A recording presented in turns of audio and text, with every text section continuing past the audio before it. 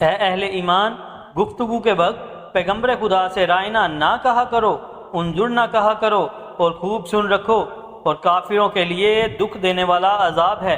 اور جو لوگ کافر ہیں، اہل کتاب یا مشرک، وہ اس بات کو پسند نہیں کرتے کہ تم پر تمہارے پروردگار کی طرف سے خیر و برکت نازل ہو، اور خدا تو جس کو چاہتا ہے اپنی رحمت کے ساتھ خاص کر لیتا ہے، اور خدا بڑے فضل کا مالک ہے۔ ہم جس آیت کو منسوخ کر دیتے یا اسے فراموش کرا دیتے ہیں تو اس سے بہتر یا ویسی ہی اور آیت بھیج دیتے ہیں۔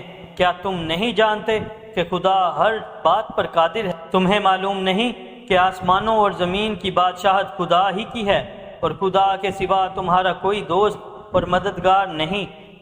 کیا تم یہ چاہتے ہو کہ اپنے پیغمبر سے اسی طرح کے سوال کرو جس طرح کے سوال پہلے موسیٰ سے کیے گئے تھے؟ اور جس شخص نے ایمان چھوڑ کر اس کے بدلے کفر لیا، وہ سیدھے رستے سے بھٹک گیا۔ بہت سے اہل کتاب اپنے دل کی جلن سے یہ چاہتے ہیں کہ ایمان لا چکنے کے بعد تم کو پھر کافر بنا دیں، حالانکہ ان پر حق ظاہر ہو چکا ہے۔ تو تم معاف کر دو اور درگزر کرو یہاں تک کہ خدا اپنا دوسرا حکم بھیجے۔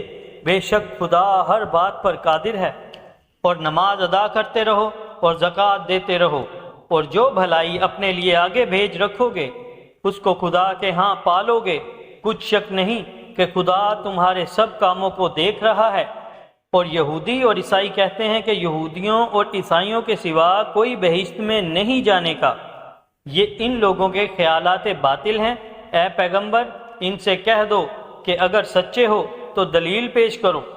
ہاں، جو شخص خدا کے آگے گردن جھکا دے، یعنی ایمان لے آئے، اور وہ نیکوکار بھی ہو، تو اس کا صلہ اس کے پروردگار کے پاس ہے۔ اور ایسے لوگوں کو قیامت کے دن نہ کسی طرح کا خوف ہوگا اور نہ وہ غمناک ہوں گے۔